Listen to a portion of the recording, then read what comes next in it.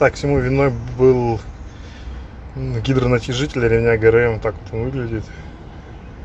С установкой нового натяжителя стук пропал. Получается, стучит вот этот шток, так как давления в нем уже нет, он не держит и образуется стук в этой части. Когда разберете, можете вот здесь вот монтажкой придавить лапку, и стук сразу пропадает.